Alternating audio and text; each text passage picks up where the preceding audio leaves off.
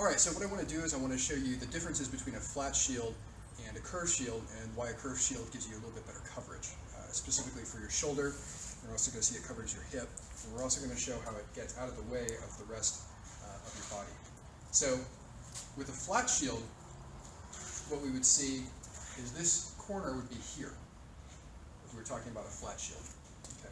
Instead of being curved back, this would be perpendicular to his body and parallel to the ground, that edge would.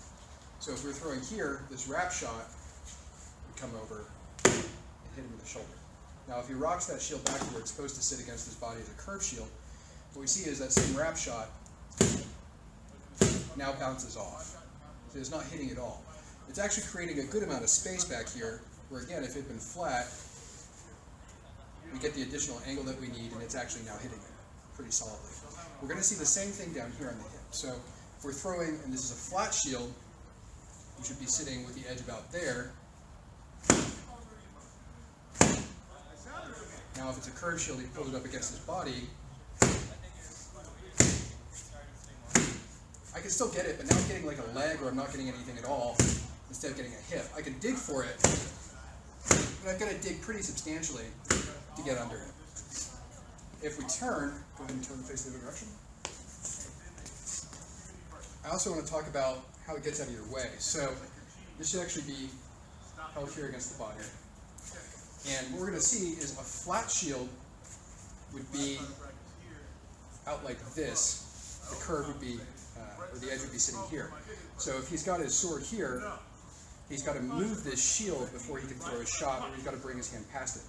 Now if this is sitting against his body, it moves it back a couple of inches, meaning that he can throw that shot without having to move the shield, because his hand is already in front of it naturally. So he can just throw out and hit him, instead of having to move the shield out of the way.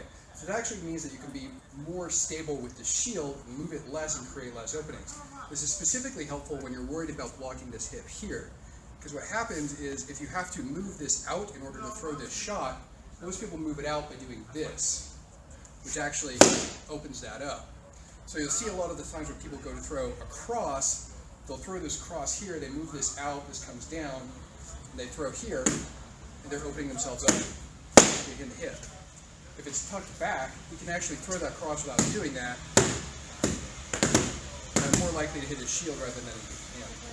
So that's kind of the breakdown of why a curved shield gives you better coverage than a flat shield, and what the advantages of it are relatively.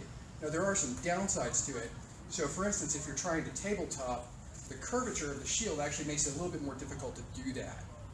You can get around that by kind of pushing it out as you curve up, but it is something you have to be aware of. That's like when you see Delos fight, he does throw a dark side, or something like that, he comes way up here and out before he throws it. That's one of the primary downsides. The other thing is it's a little bit harder to move around your body in some aspects, because you do have this curve trying to intercept your body. But if you're talking about just static coverage and a good static board style, this particular setup gives a lot better coverage against wraps than your flat shield would.